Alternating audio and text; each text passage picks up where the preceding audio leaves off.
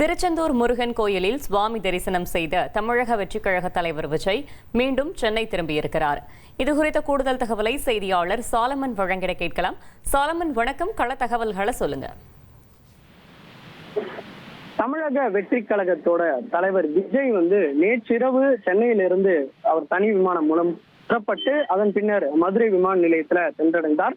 அங்க ஏராளமான தொண்டர்கள் மற்றும் ரசிகர்கள் இரவு ஒன்று கூடிய நிலையில அதன் பின்னர் அவர் அங்கிருந்து சாலை மார்க்கமாக சென்று திருச்செந்தூர் கோயிலுக்கு சென்றடைந்தார். அதன் பின்னர் திருச்செந்தூர் கோயில்ல சாமி தரிசனம் செய்த தமிழக வெற்றி கழக தலைவர் விஜய் அதன் பின்னர் இன்று காலை தூத்துக்குடி விமான நிலையத்திலிருந்து தற்போது சென்னை விமான நிலையத்திற்கு தனி விமானம் மூலமாக வந்தடைந்திருக்கிறார்.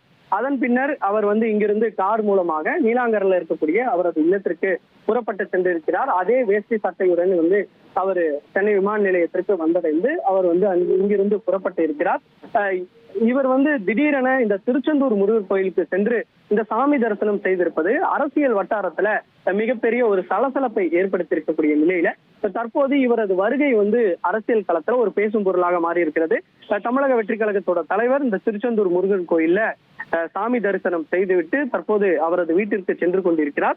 வாக்குப்பதிவானது நிறைவேற்றிருக்கக்கூடிய நிலையில 4ஆம் தேதி வாக்கு எண்ணிக்கை இருக்கக்கூடிய நிலையில அவரது இந்த திருச்செந்தூர் முருகர் கோயிலான பயணமானது சற்று எதிர்பார்ப்பை ஏற்படுத்தியிருக்கிறது. தகவல்களுக்கு நன்றி சாலமன். 1,28,00,000 மனங்களை வென்ற தந்தி டிவி யூடியூப் சேனல். தவிர்க்க முடியாத தம்ப்நெயில், கலக்கலான கான்டென்ட்ஸ். நீங்களும் இந்த குடும்பத்தில் இணைய இப்பவே சப்ஸ்கிரைப் பண்ணுங்க.